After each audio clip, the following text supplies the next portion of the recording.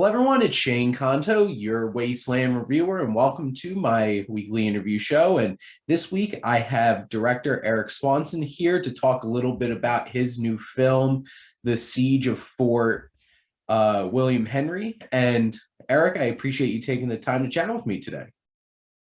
Yeah, thanks for having me. I appreciate it. Looking forward to it.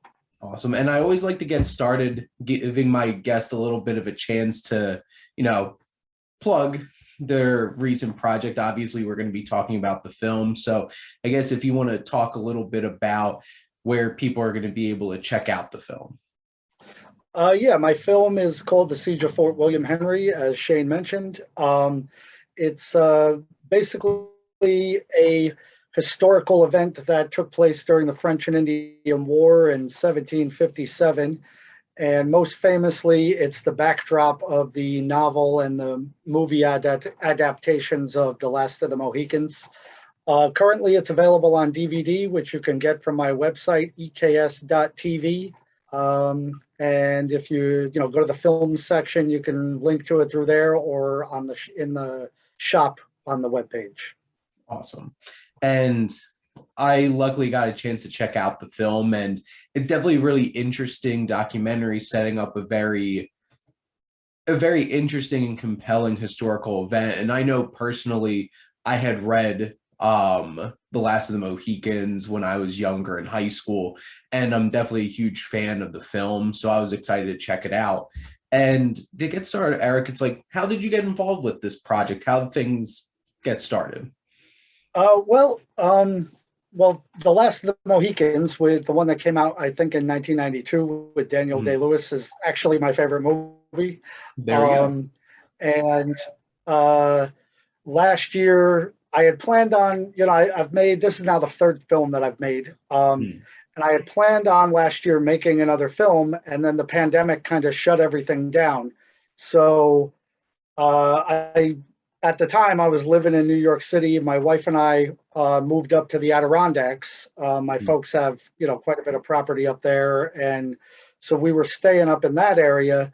And I had still wanted to make a new film and basically started, brainstorming what is it that I would be interested in first and foremost, but also at the time, what could I make potentially by myself if I had to, because while I was formulating my next project idea was at a time where, the whole social distancing thing was really in hardcore effect and everything was shut down. So I wasn't certain of the possibility of being able to actually interact with other people while I made it. So basically, I started thinking about, like I said, what is it I'm interested in? What is it that I could do? And I happened to be in the area where a lot of these events took place. It was only about an hour drive to get to Lake George and the recreated Fort William Henry throughout the summer of last year and up until March of this year. I was in extremely close proximity to where the actual historical events took place.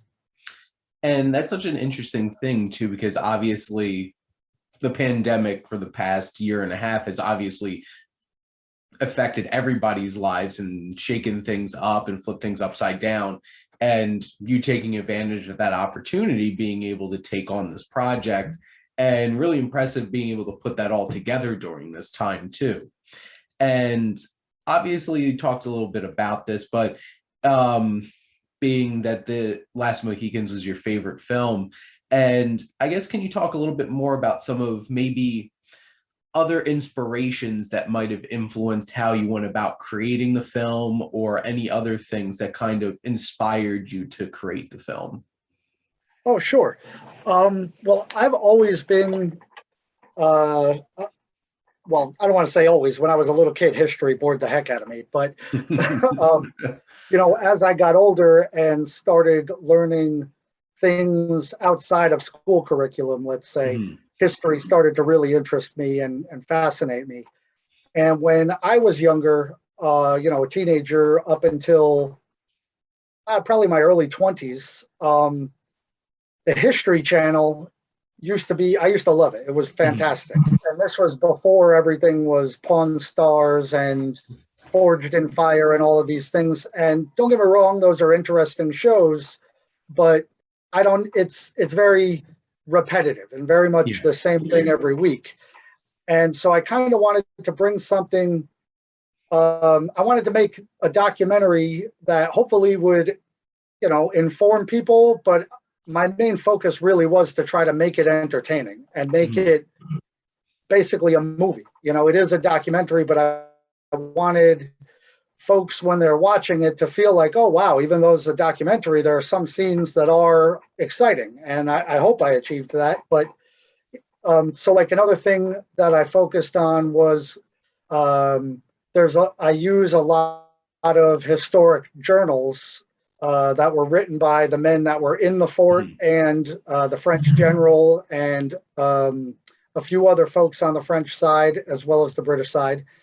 And I wanted to avoid kind of the stereotypical cheesy melodramatic voiceover read, where they're like, my dearest Martha, I write to you today. Like some of what these journals have in them is, in my mind, quite fascinating. And perhaps as I'm reading it, I could be very well misinterpreting it, and I could have directed the voice actors to read it in a way that was not intended by the original author. There's no way to know that. But I really felt like the way that we know anything about this particular event or any historical event is from these firsthand accounts. And then historians have gone through and in addition to archaeologists, and taken all of the data that they collect to try to decide or determine what most likely happened. But a good chunk of it did all start with these original source journals. And, some of them have contradictions in them. So one guy will say one thing and the other guy will say an exact opposite thing. One guy will say something happened on August 5th. Another guy says the same thing happened on August 7th. And I tried to involve that a little bit, but I tried to let the journals themselves show the contradictions by having a voice actor read from Journal 1 and then a second voice actor read from Journal 2 with the contradictory statements. And I just thought it was interesting to see that, here in the United States, unfortunately, we don't learn much or seem to care much about the history of this continent before the United States was even formed.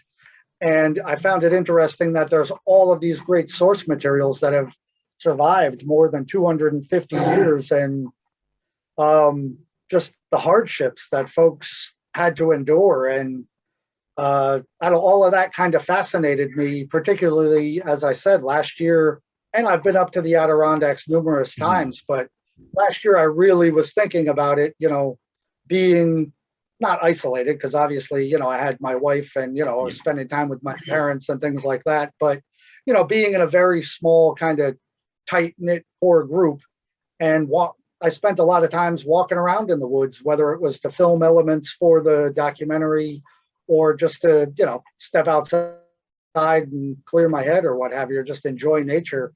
And to think, wow, 250 years ago, people are trying to march armies through this just wild wilderness where there's no roads, and all of those types of things just kind of came together where, like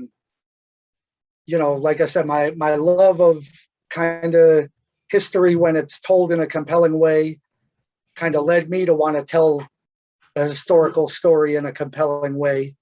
And also, my lamentations of a lack of engaging historical content out there nowadays. Well, and I know watching the film, what I really appreciated a lot was using those primary resources and being able to actually bring that to life, because, it's hard to be able to find really good primary sources where it's like, this is somebody's account of this is what happened. And obviously you pointed out those potential contradictions because we're human and everybody has their different perspectives. And the film being able to present those different perspectives and those different ideas and interpretations and memories of what happened makes it even more interesting. So I could definitely see that there was definitely a passion here, and it definitely brought me back to, History Channel when it was still about history kind of thing, and being able to learn something and learn it in an engaging and interesting way. Now, I could definitely tell that, especially from listening to you speak about this, that you really enjoyed this experience. And like, what was the thing that you enjoyed most about making this film? Um, that's a good question. I I don't know. For me, I kind of look at it as a totality. Mhm. The actual act of creating the film, the way at least that I created this one. Um, Part of what I really enjoy about just creating art in general, which I've been doing my whole life, is really the kind of the problem solving aspect of it. Mhm. And so in the context of this film, I relied heavily on, I've been doing motion graphics and animation and other, editing, all sorts of things, but for, various clients for probably about 20 years now. And I decided I would really lean heavily into graphics and animation because, as I had mentioned earlier, I might not be able to film people. Yeah. I filmed myself actually a lot. Like in the credits, my 73-year-old mother, she's going to be mad that I told her age, but she's credited as the first assistant camera because, I roped her into helping, to film me while I needed to get a couple of reenactment scenes shot. Mhm. So all of that I really enjoyed. Like, how can I, after, digging through, I definitely enjoyed the research aspect of it, finding all of the source materials I was able to find. And I actually benefited from the pandemic again from that because a lot of the libraries across the country I couldn't physically go to, but because of the pandemic, they were putting more of their materials Yeah. online in a digital capacity than ever before. And, some of them were giving discounted subscription rates, some of them 30-day free trials, and, opportunities that just because of the time, that happened last year and the events, I was able to actually benefit from them, which was great. But yeah, I really feel like just trying to wrap my head around what is the way that I want to say it's the best way that at the time I could tell the story Mhm. and try to make it engaging and exciting, Well, So like and part of, oh, go ahead. I know I was just going to say it is, and it's so interesting pointing out like that dichotomy between like that challenge, because obviously this was such a strange time over the past year and a half, and being able to take that challenge and to be able to problem solve. I'm definitely a problem solver too, and like I could appreciate that kind of like, here's this challenge, being able to do that. But then also it's very interesting the world that we live in now because of COVID, and being able to get some of those opportunities to connect with some of those resources that might not have been as accessible before. Yeah, it's really interesting. From that standpoint, I'm optimistic and hopeful that things will kind of continue down that path, not Mhm. to diverge too much, but I often feel like the internet is a wonderful thing, is a wonderful tool. You can learn how to do anything on Yeah. the internet if you want. And unfortunately, people just piss away their time on, nonsense, looking at memes most of the day. Yep. Getting caught up in just watching random YouTube videos when it's just like Yeah. there's a lot of other resources on YouTube. I know with my day job, I help a lot of students learn how to use like Excel and softwares and stuff like that. And it's just like there's so many videos on here. And it's just like you could search anything and be able to learn how to be able to do something. And I do the same thing. So I could definitely appreciate that perspective on like being able to use these as tools and being able to learn something from them. Now, I always like to ask this question because obviously it's like this is your project, and thinking about what's the one thing that you would tell people why they should check out the Siege of Fort William Henry? Um, Honestly, I think it's just a very interesting and compelling story. Mm-hmm. And I'm extremely proud of the documentary I made, and I think that it's told in a very compelling and very engaging way. And I think for most people, if you're into history, you will definitely enjoy it. But I Yeah. feel like it's not. It's just a movie. It's told in a different and unique style, but it's not something from 1980s history class film day where everyone puts their head down and takes a nap. It's actually just a compelling, engaging movie to watch for 63 minutes. And you know what? I talk to a lot of people about movies, and one of the biggest things is they love a good story. And this is definitely one of them. So I definitely appreciate that. And kind of building into this next question, kind of shifting gears a bit, because you did actually answer one of the questions I was going to ask you, which is what your favorite film is. But I guess what makes Last of the Mohicans your favorite film? Um, well, it's funny when it first came out. Mhm. I remember I don't know, probably ninth or 10th grade at the time, giving away my age. And I liked it. I thought it was cool. And then I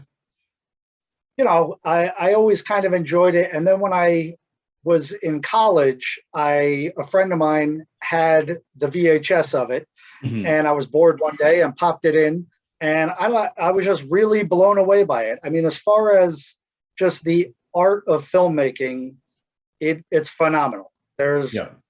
you always hear nowadays on, if you were in a film class, you would hear show don't tell. Now you'll hear it all over or read it all over the Yeah. internet. There's even a popular film blog called Show Don't Tell. Mhm. And that hits that home where there's very minimal dialogue, and there's things where, I mean, there's a whole relationship between the character of Uncas and Alice Mhm. that is told only through very subtle camera angles and camera shots, where there's a scene where Uncas looks at Alice as they're walking across a waterfall, and if you're not really paying attention to the film, you could completely miss that. But once you do notice it, you're like, wow, this movie has so much depth that's all told just through visuals and the phenomenal score that it has. Yeah. The soundtrack, I think, that's something that most people always name as the best thing about it. It really is just phenomenal. So yeah, there's just so many things. Like, in the cinematography is phenomenal. It's there's shots in there that, I mean, I feel like it's obvious that Michael Mann and the cinematographer were looking at classical or 18th century paintings Yeah. as reference. Like, this is what we want it to look like. Just look like this is, each frame is something that has just always been there for hundreds of years. Yeah, I think, there, in my mind, it's hard to find a flaw with the film. There's a lot of people that, from a historical aspect, whatever, it's not 100% historically accurate. Lake George doesn't look at all like the lake that the Fort William Henry is on in that movie, but it's a movie, and Yeah. as far as just being a compelling piece of cinema, I think it's fantastic. Yeah, Michael Mann is such a talented filmmaker. And I remember watching some of his other films first and being so interested that he also did Last of the Mohicans, because, you have like Manhunter, Heat, Collateral, all very urban kinds of films. And then just being able to bring to life this beautiful setting and this story, and doing all the visual filmmaking choices, and also Daniel Day-Lewis doesn't hurt either.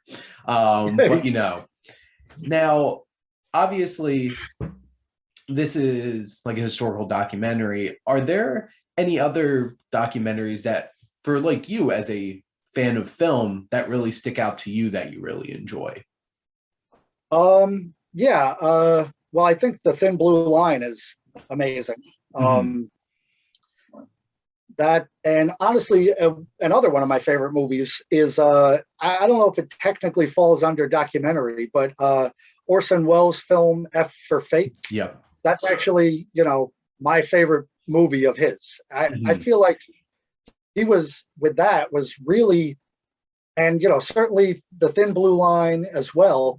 The both of those films kind of changed the direction of what is, quote unquote, acceptable with documentaries. Before The Thin Blue Line, there really wasn't, reenactments. They were kind of frowned upon. And then now, every documentary that's out now is blatantly ripping that movie off. I mean, right Mhm. down to, in that HBO series, The Jinx, which I enjoyed very much, but at the end, I mean, they still have just the tape recorder shot with the audio playing, just like in Yep.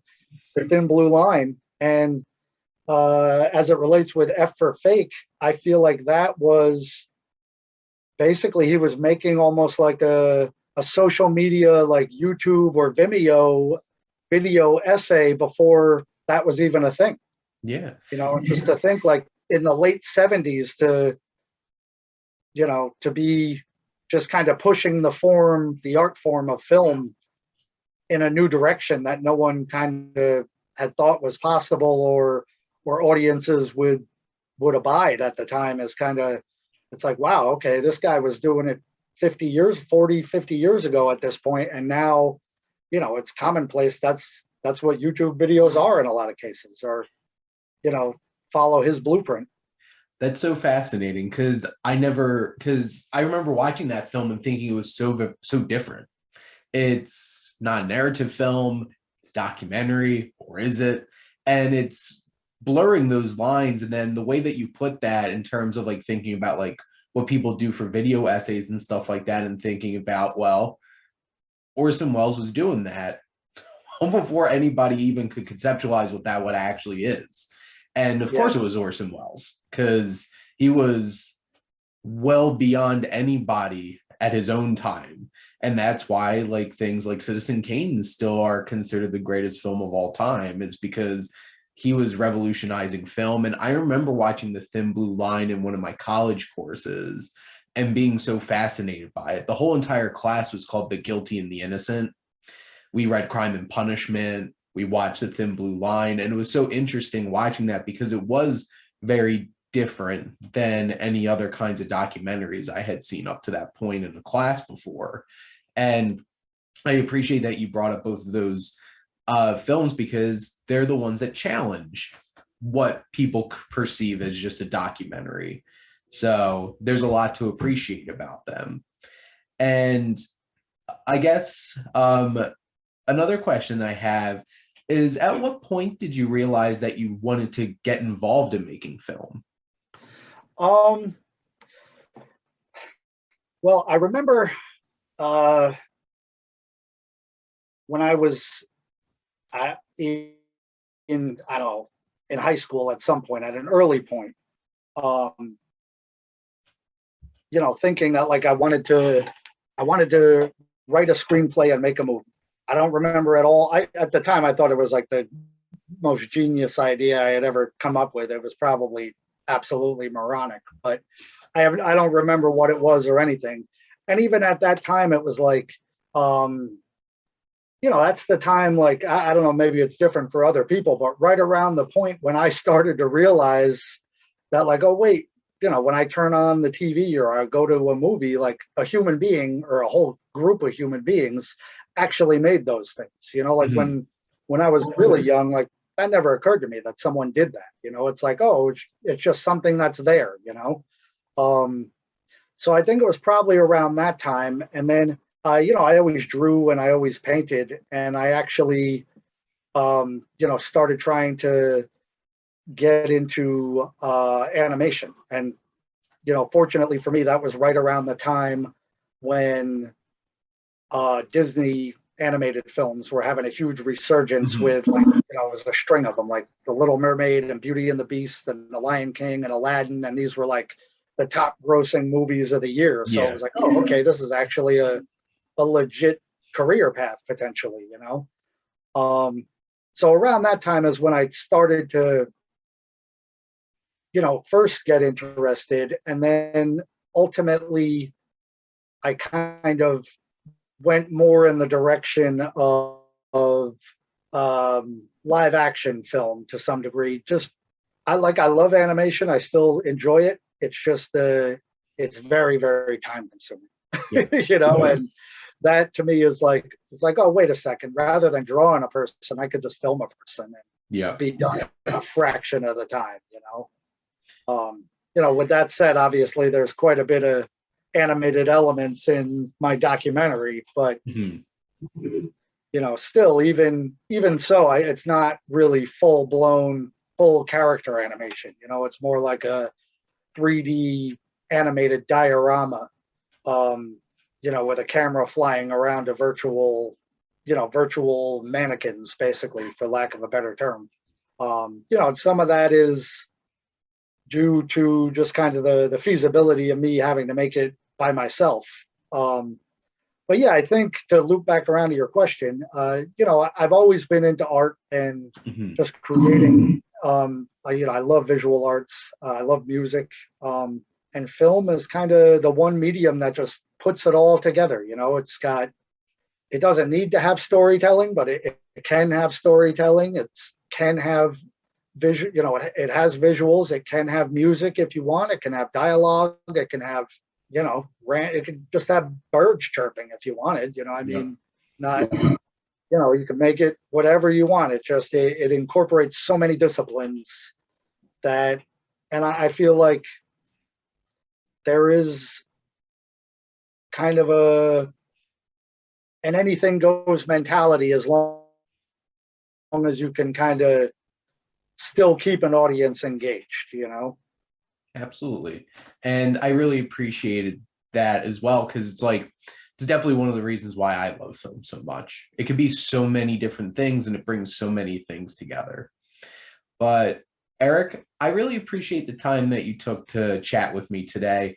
And I really appreciated the conversations and some of your insights. And I definitely think that the Siege of Fort William Henry is definitely a documentary worth checking out, even well beyond, if you love history. And I myself, I'm a big fan of history. And so I really appreciate the film, but even beyond that, it's definitely an engaging and interesting story. And hopefully all you out there watching this, head on over and get yourself a copy and check it out. But Erik, thank you so much again for coming on today.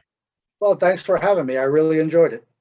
And thank all of you out there for always tuning in and supporting your Wasteland reviewer.